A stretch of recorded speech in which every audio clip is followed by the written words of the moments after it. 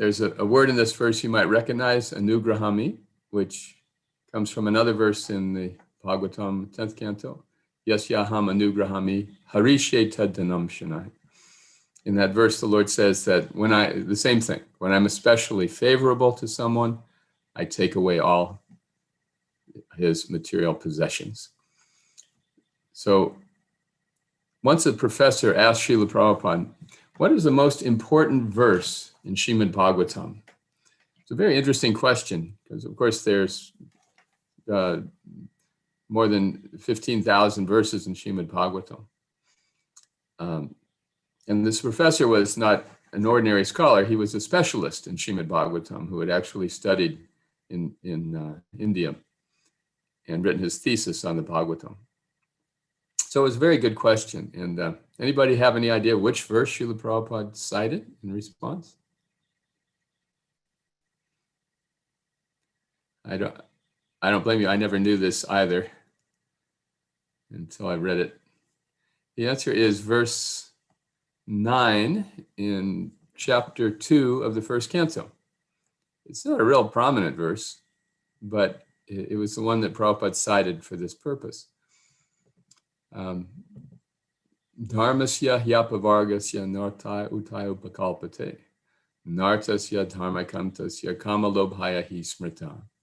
And this verse says that spiritual life should never be performed for the purpose of making money.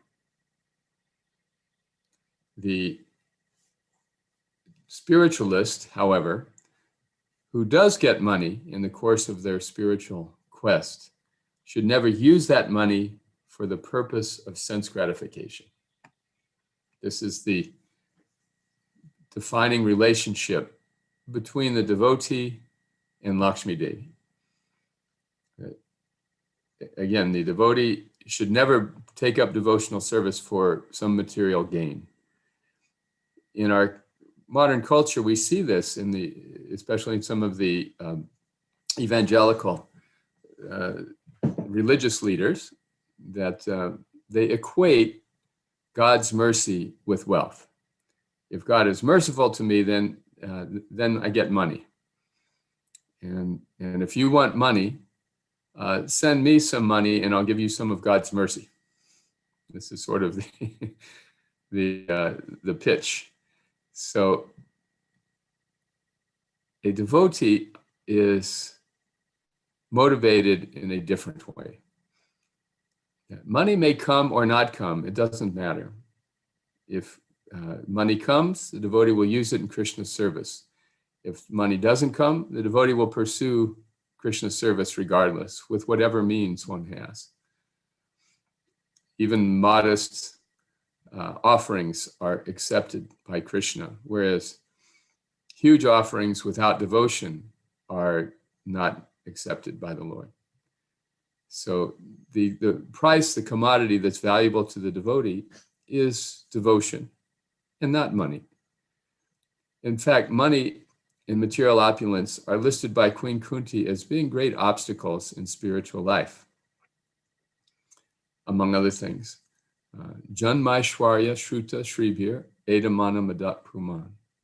She says that if somebody is proud of their high parentage, their influence, their education, or their wealth, they will have great obstacles in their spiritual progress. In the case of Bali Maharaj, he was fantastically opulent, and yet he was sincere in his surrender.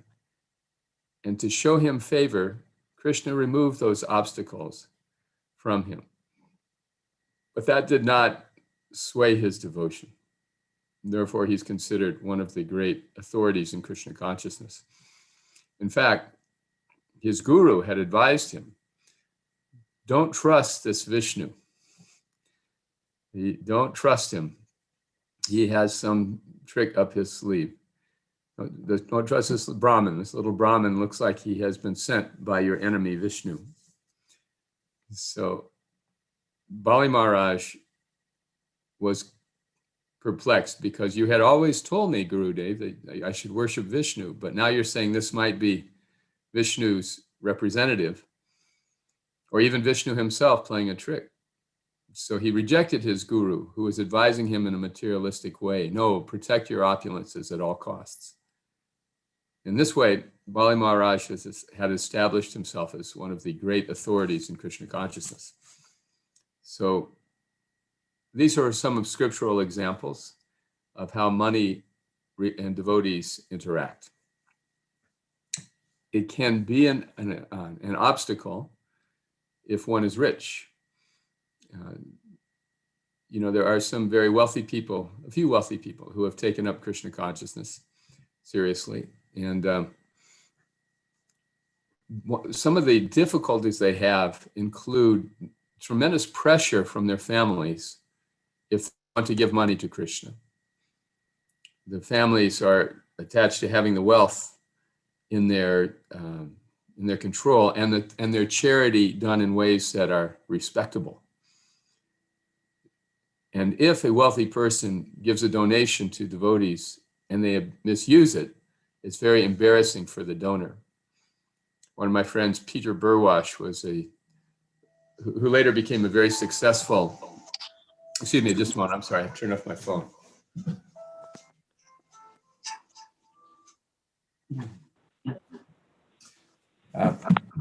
Sorry. Peter was later a very successful businessman, but when he was a young, up-and-coming tennis professional, his sorry, we're echoing all of a sudden. He wanted to donate $1,000 to the temple in Hawaii and become a life member. So that was a lot of money for him. He was a young man just starting out, but he gave this donation. And then the temple president took the money and left the temple the next day. So Peter was very, very disappointed, and he saw Srila Prabhupada and asked him, told him what had happened.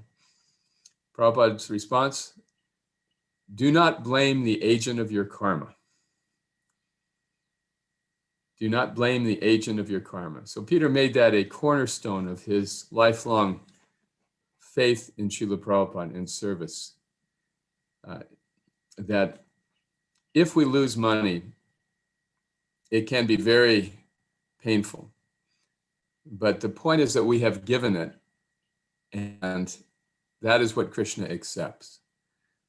Krishna is just no poor man. He is not in need of our donation, however vast it might be.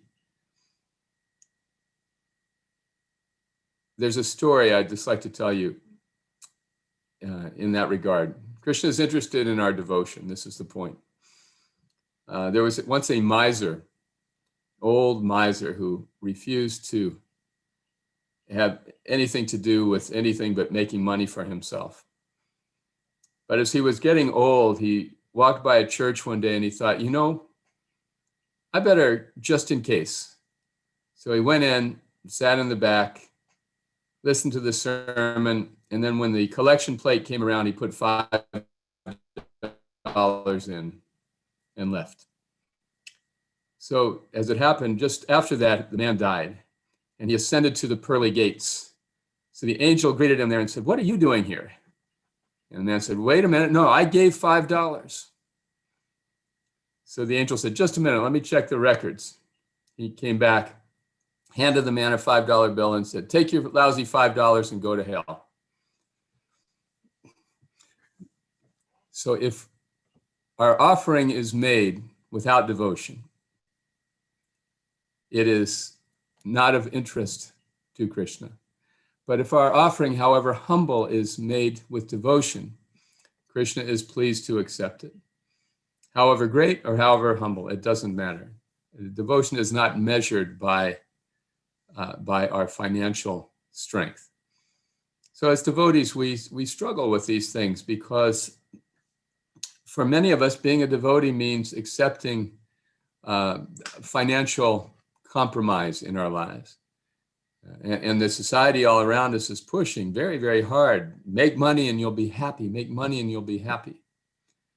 So we cannot conflate spiritual life, and financial progress. Dharmasya hyapavargasya. Prabhupada considered that a most important teaching from Srimad Bhagavatam. And this is simply because we only have so much energy to give in priority. You know, my father used to say, when you're packing a car for a trip, put the biggest suitcase in the trunk first. So the other things can fit around it. But if you put the small things in first and try to squeeze in the big one afterwards, then it won't fit. So similarly, what is our priority in life? That's what we're challenged to do in Krishna consciousness, make this decision. What is our priority in life? If our priority is making money, as so many influences in our society direct us, then at best in our spiritual life around the edges. So what Prabhupada is just entreating us to do is put Krishna in the center, make Krishna the goal of life. All the other things can be packed in around Krishna. Doesn't mean we have to renounce everything and live an impoverished life. We can have our pursuits. We can pursue our economic development. But we do it for Krishna. Just like Arjuna fought in the war, but he did it for Krishna. At the beginning of Bhagavad Gita, Arjuna was very enthusiastic to fight. He was so confident and enthusiastic that he instructed God himself to drive his chariot between the armies. Senayor ubayor madhye. First thing out of Arjuna's mouth is a command to Krishna, take my chariot between the armies. Then when he loses his nerve, Krishna spends a half an hour instructing him on the higher purposes of spiritual life, the reason why he should fight. And then by the end of the Gita, again, we find Arjuna enthusiastic to fight, but with a different goal and a different purpose. He says, now I am ready to act according to your instruction, and I'm confident we shall win this war. So when he was thinking about doing it for himself, Arjuna could not muster the strength to deal with the difficulties before him. But when he thought about doing it for Krishna, then he was ready. So similarly, we all have responsibility for economic development, especially in this very capitalistic country in which we live. You know, much of the developed world has social supports that are not available to most Americans. So it's particularly daunting if you want to practice Krishna consciousness in America, to figure out your economic support. The government is not likely to give you sufficient support to take care of yourself entirely, as is true in more socialist countries such as Western Europe or Canada or Australasia. However, it is an advantage for us because it puts us in Arjuna's position. All right, we have to deal with economic development. We can't lay back and be Brahmins supported by the state.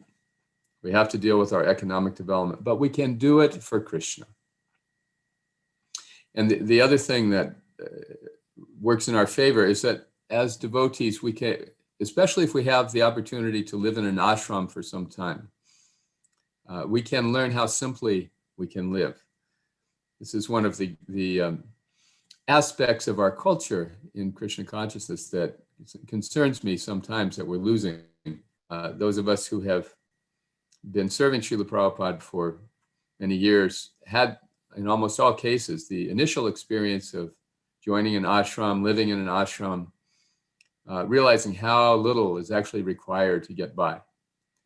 And that strengthens one's economic position immensely because it takes away the illusion, at least to some extent, that material things will bring us satisfaction. We learn that satisfaction can be had in the most simple way.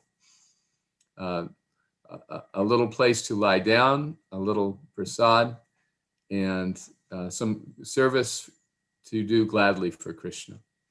Just like when Vamanadev came to Bali Maharaj, Bali asked him, what would you like? He said, I just need 3 paces of land, just somewhere to lie down.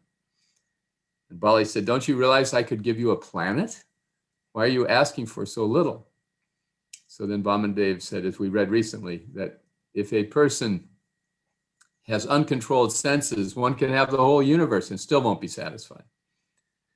So the economic strength of being able to live simply is a great asset for devotees. And this is why, one of the reasons why ashram life is so beneficial.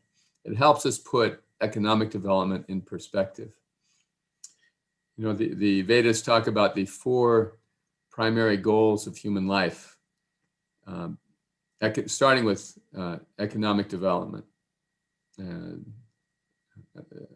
Well, actually starting with dharma, let's say that, starting with behaving properly.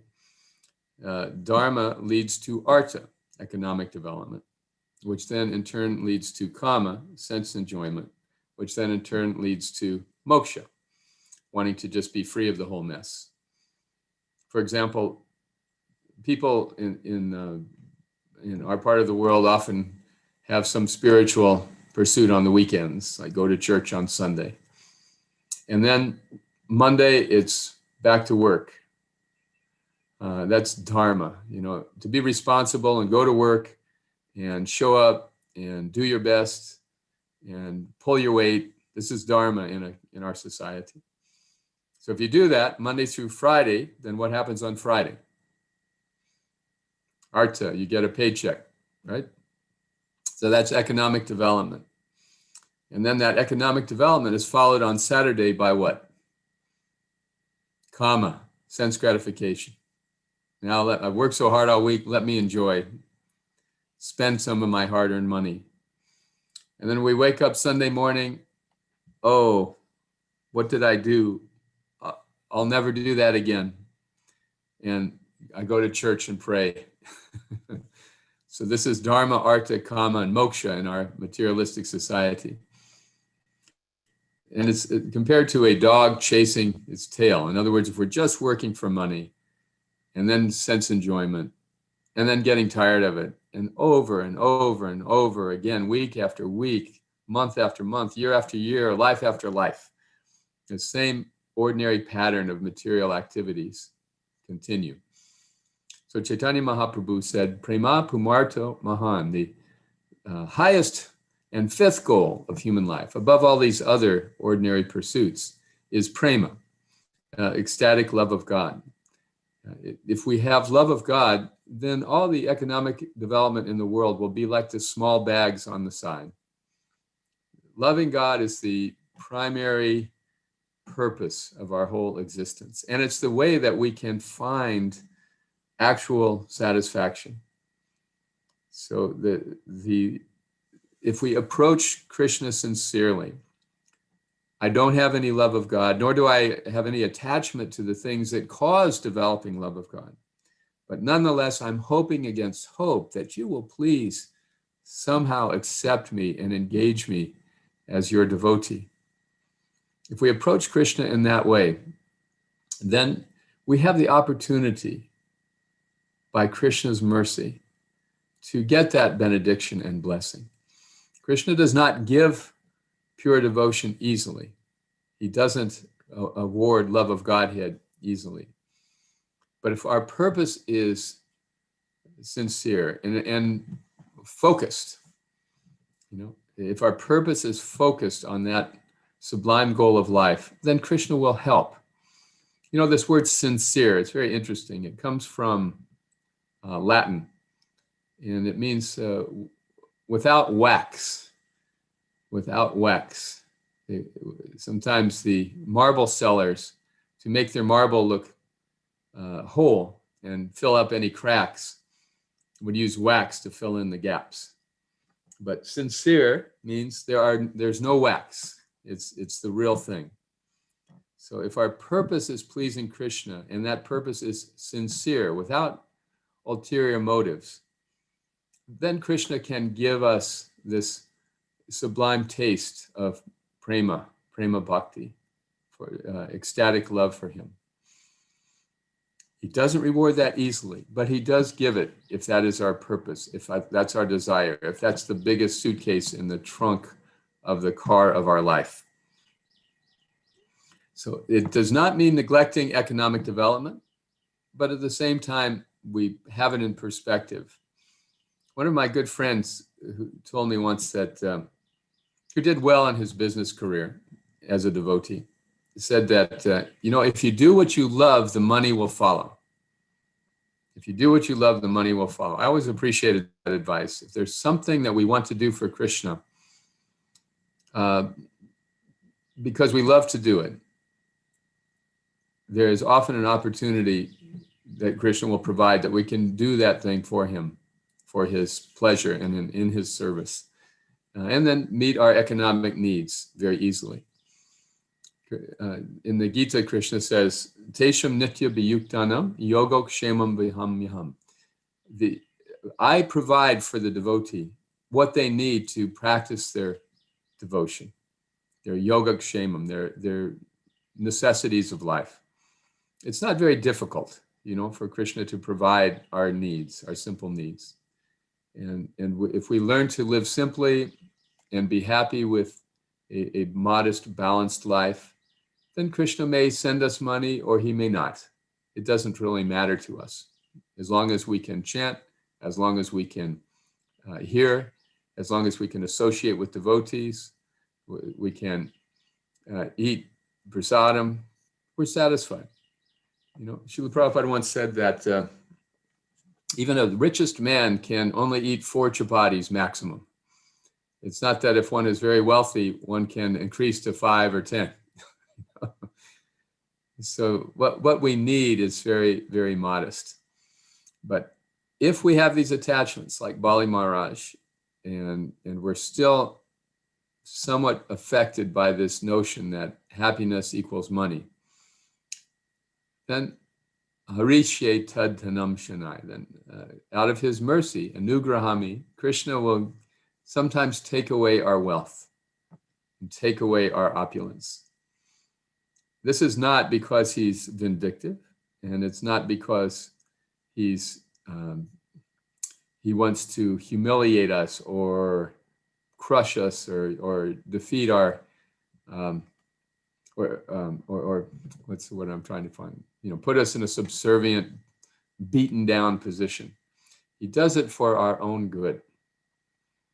When Sudama Brahman, who was so poor and yet so happy, was entreated by his wife, who was just concerned that she couldn't feed her husband properly. She asked him, please go and ask your old friend Krishna for some alms, for some charity. You're a Brahmin, you have the right to ask for charity. And he's very wealthy, and he loves Brahmins. So she gave him all these reasons, and he agreed. And he said, I just can't go empty-handed. So she collected some very cheap rice for him and put it in a torn, ragged cloth and tied it up. So with this humble offering, Sudama went to see his old friend Krishna in Dwarka. So when he arrived, he thought that he would not even be allowed to enter, but he joined another group of Brahmins who were allowed to go through the gates of Dwarka by the guards. And therefore he got in easily. And when he started approaching Krishna's palace, which he shared with Rukmini, Krishna saw him from a distance and immediately ran to greet his old friend. Then he brought him upstairs. He sat him on his bed. He washed his feet. And they reminisced together about their days in the ashram of Sandipani Muni. From Sudama's point of view, he had, as they say, died and gone to heaven. He was just so overwhelmed by the beauty and the majesty of it all, and Krishna's intense humility in washing his feet, and the full-hearted love and greeting that Krishna gave him. All of the residents of Krishna's palace were also perplexed. Who is this Brahmin that our master is treating him with so much respect? So Sudama, being so happy to see Krishna, realized in this very opulent condition, he was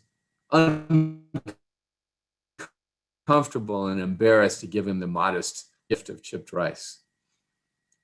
But Krishna, who's the super soul in everyone's heart, knew that Sudama was hiding something. So he said, "Did you bring something for me?" And Sudama was too embarrassed to answer. So then Krishna reached inside his robe and pulled out this little, "Oh, you've brought me this fine rice. Thank you so much." And he began eating it immediately. And as he was eating it, Rukmini said to her husband, don't take it all. You have to share it with others. Even though if you are satisfied, the entire universe is satisfied. So in this way, Sudama enjoyed this loving exchange with Krishna. And he was so happy and so mesmerized by it all that he forgot the errand on which his wife had sent him. Now, as a married man, I know this is a very serious matter. If you are sent to the store to get something and then you forget to do it, you may be in trouble. So Sudama didn't realize until he was well on his way home that he had forgotten to ask Krishna for any charity. But so then he had a very interesting thought. He said, Krishna must have deliberately made me forget to ask, because he knows that if I had opulence, I might become attached to it. And my very merciful Lord is looking out for my spiritual well-being. So in spite of having forgotten his purpose in the visit to Krishna, he still felt very satisfied and happy. Of course, we know when Sudama returned home, he went to his little patch of land and hut and saw there's some big palace there. I must be in the wrong place. But then his wife came out, dressed like a demigoddess in opulent clothing and jewelry and surrounded by maidservants. And Sudama did not recognize her at first, although she recognized him immediately. So with this return, Sudama realized that Krishna had given him charity even without him asking.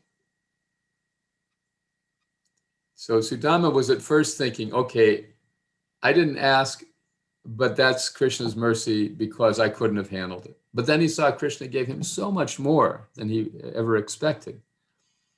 So then he had a different thought. Krishna must trust me to handle this opulence. Therefore, he's given it to me. And this is just another expression of my Lord's mercy on me. So the frugal story, we can understand both sides. Sudama was happy with virtually nothing, but he had Krishna, so he was happy. And then Krishna gave him so much external opulence, but Sudama was not attached to it, and he was just happy with his Krishna consciousness. So there's a great lesson in this pastime for the question of money in our lives. We may have money, we may not. I know in my career as a devotee, I have lived in poverty, and then there are times when Krishna sent me money in ways I would have never expected. And by Krishna's mercy, I could understand that the devotion is the real source of happiness. Actually, it was my years as a brahmachari, 10 years as a brahmachari, that helped me understand that. I was so poor as a brahmachari when, I remember when Jayadvaita Maharaj and Giriraj Maharaj took sannyas in 1977 at the Mayapur festival. I was there with my brahmachari book distribution party. And there weren't many rooms in Mayapur at that time, but they were knocking door to door to give them, to get their dakshin for Prabhupada. I had 10 rupees. I mean, that was it. And but I gave it to them. And last year at his Vyas Puja celebration, I reminded Giriraj Maharaj of this fact.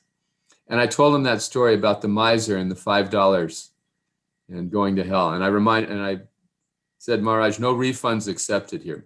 You have taken my money. You have to be responsible. So whether Krishna is giving us money or not giving us money is a secondary consideration in life. The happiness that brings us sustainable, long-lasting satisfaction comes from within. It comes from our turning our attention from what we're going to get to what we're going to give to our Lord. All right, so I'll stop there. Any comments or questions, some discussion? Thank you so much, Kalakantha Prabhu, for an amazing discussion. Everybody is unmuted, so you can feel free to unmute yourself and share your appreciations, questions. Comments, reflections? Hare Krishna, Kalakantha Prabhu, this is Rupa Chandra Das here. Very good to see you. Right. Yeah, happy to see you. Hariva! Oh, Nice to see you. nice to hear your voice. Yeah. So really appreciate the class about,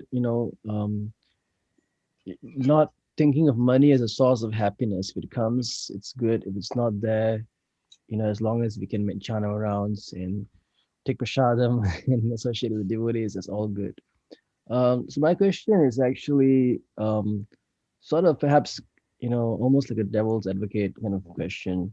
I was just wondering, like sometimes, as grahastas, we see that, grahastas have many duties, giving in charity, taking care of their families, even the animals, and so on and so forth, and taking and having guests. And a lot of this also requires money. So I was wondering sometimes that could it be some devotee community, sometimes there's almost a guilt in accumulating money because of the the mandate that we should live simply. And I see this, for example, in the Mahabharata, when it's interesting, the Bali March gave everything to Vamana Dev. In the Mahabharata, Yudhishthira was going to have the gambling match with Shakuni. Shakuni, Yudhishthira repeatedly warned Shakuni. He said that, please don't do this gambling and cheat me of all my wealth, because I need my wealth to perform the charity to the Brahmanas. You're depriving me of my dharma. So I was just wondering if you could perhaps comment on that. But is this how wealth is also a source of one's doing one's duty, and one shouldn't feel guilty, especially for grahastas, about trying to accumulate wealth, especially if you're Vaishya inclined. Yes, that's a very good point. Thank you, Rupa Chandra Prabhu. Of the four varnas, or the four ashrams, only the grihastas are responsible for generating income. It is the dharma of grihastas. The other three depend upon grihastas being able to give charity. So if grihastas don't have some means to collect income, then they are missing their responsibility. But your question is about guilt. Guilt is in the mode of ignorance. I was brought up in this religious tradition where it was all guilt. Our Savior died for your sins, so you better believe. How could you be so selfish as to, after what he's done? Guilt. It's an unsustainable impetus for spiritual life. So if grihastas get Lakshmi, they should use it in Krishna's service in ways that are very meaningful. It's not that we need to divest ourselves of money as soon as we get it, like the impersonalists sometimes think. Srila Prabhupada spoke of an impersonalist who would refuse to touch money. Prabhupada said, if you offer us money, we'll bring a wheelbarrow and we'll fill it up. And then the next day we'll come back and it will be empty, and we'll ask you to fill it again because we spent it all for Krishna. So, but practically as a grihasta, if we have something that we really want to do, some devotees in whom we have a lot of faith, we want to see their preaching enhanced and developed and furthered, then we should donate accordingly, not just capriciously, but to something that's very meaningful. So there's no reason to feel guilt. There is reason to feel guilt if we have a bunch of money and we're just sitting on it, and we're not using it in Krishna's service. Not guilt, the kind of guilt that comes when you have some duty that you haven't done, right? Guilt is maybe the wrong word, maybe just like a little restlessness. Okay, I need to do something with this. It is not an end in of itself to have piled up a bunch of money. So, yeah, it's a duty, like Sudama. He was given wealth and then he resolved how to use it for Krishna's service. It wasn't going to affect his purpose. He was prepared to use it if Krishna gave it to him. Okay, other comments, thoughts? Thank you.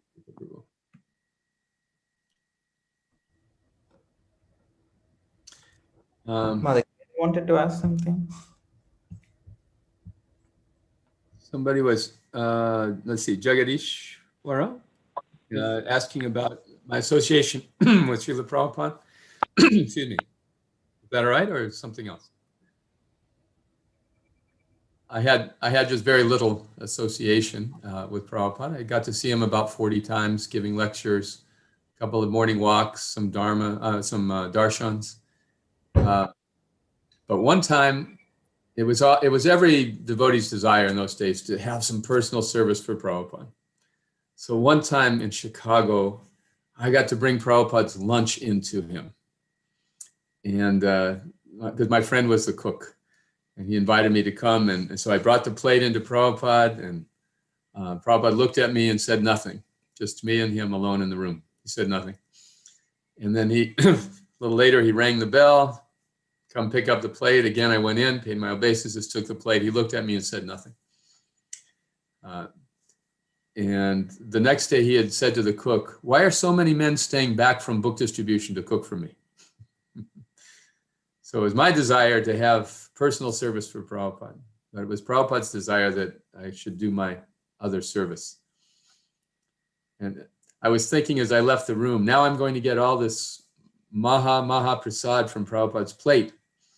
The second I closed the door, across the hall, Prabhupada's servant, Brahmananda, opened the door. Brahmananda Swami, all 300 pounds of him.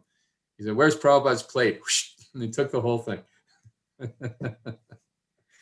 So what I learned from that is that the Vani of the spiritual master is important. Serving that Vani is actually service to the spiritual master. Serving the Bapu, Srila Prabhupada said, it is for the fools.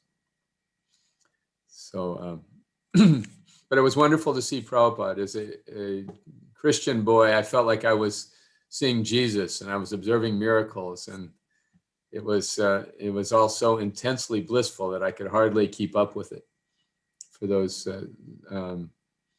5 or 6 years while I was serving him while Prabhupada was on the planet.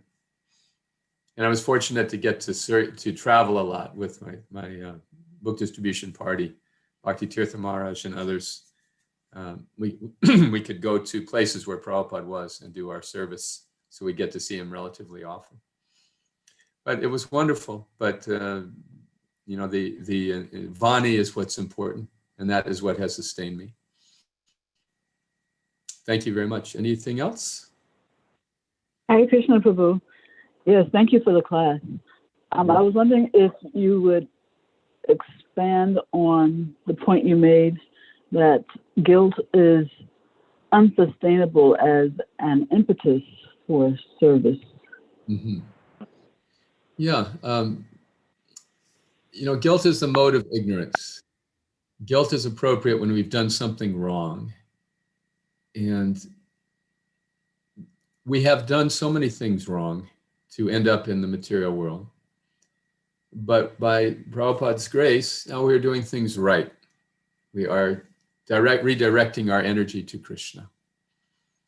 So that is a positive motivation. In the Gita, Krishna explains that even if one is the most sinful of all sinners, if one is situated in the boat of transcendental knowledge, then one can cross the ocean of material suffering. It's an important distinction, faith and knowledge. You know, guilt can be an impetus to believe because it's some relief. You know, faith might give us some sense of relief from our guilt. But knowledge is a different thing. If we understand our actual situation in life, that we are souls in a body that we have gotten because of our past mistakes, with the opportunity to revive our spiritual identity and our spiritual existence, what is there to feel guilty about? We have been blessed. We are fortunate. We are such lucky people, you know, to get a chance to rectify the mistakes.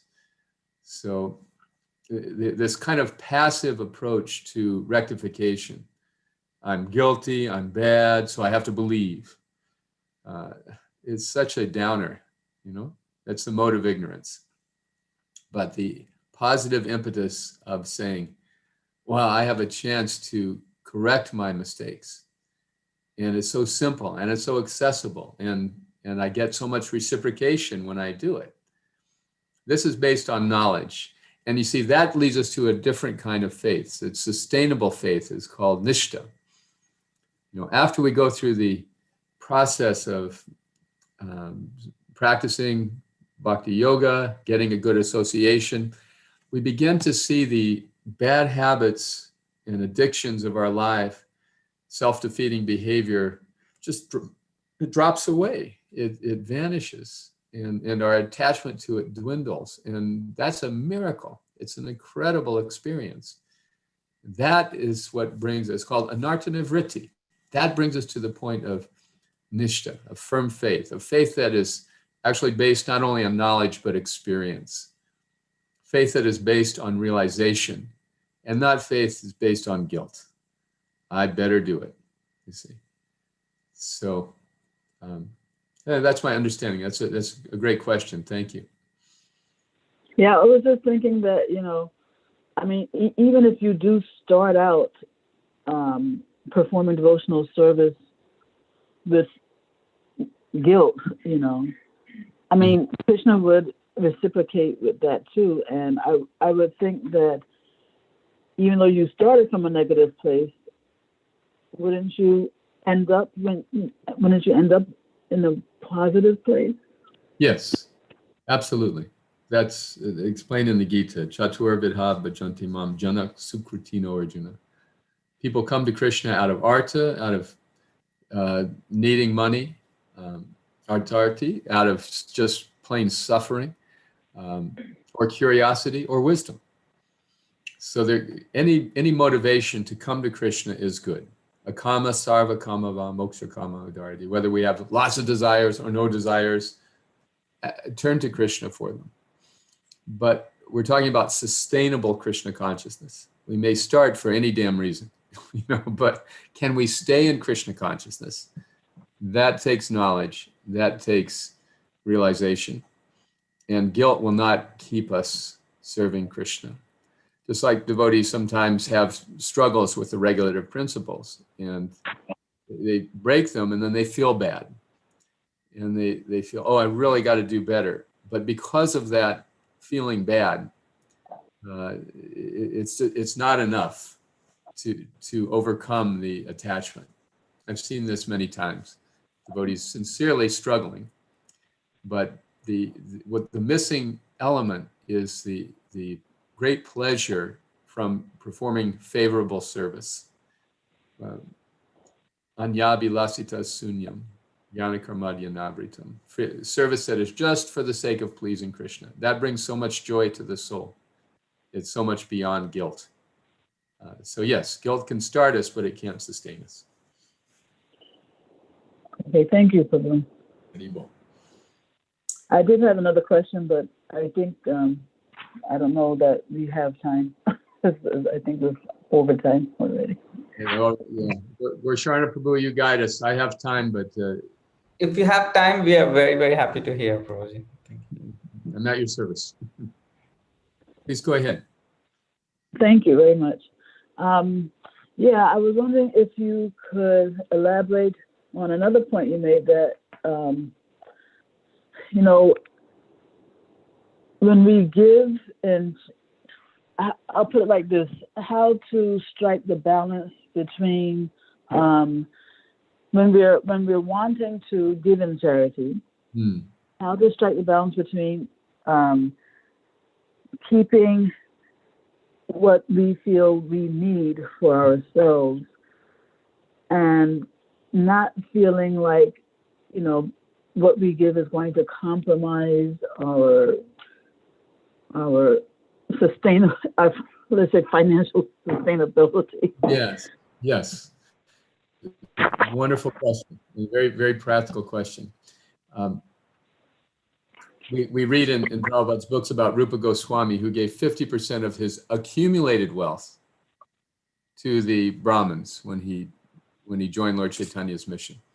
He gave 50% to the Brahmins, he gave 25% to his family, and he kept 25% aside for emergencies.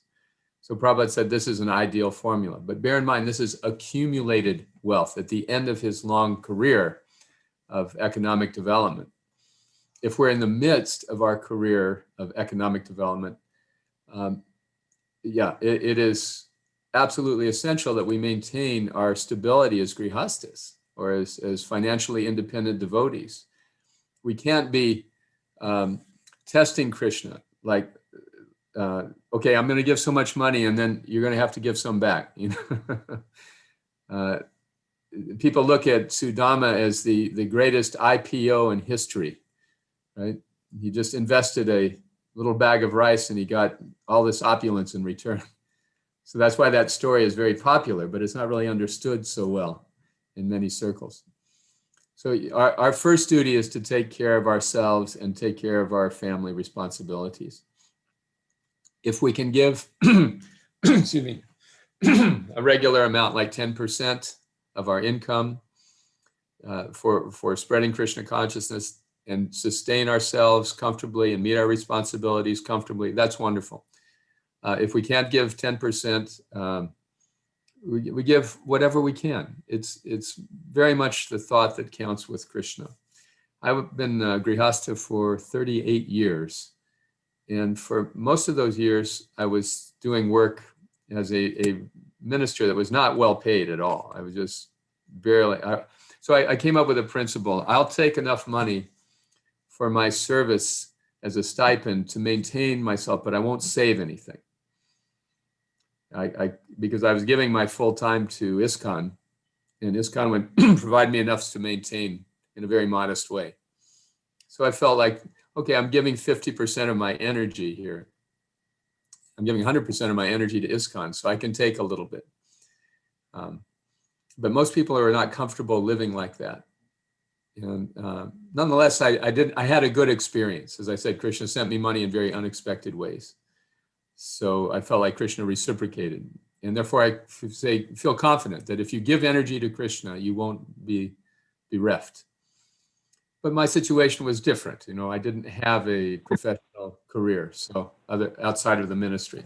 So for people who have a secular income, yes, totally agree with you. You have to take care of your needs first and then give what is comfortable. And if at the end of it all, like Rupa Goswami, you're sitting on a big pile of money, then think about giving 50%. Is that all right? I think so.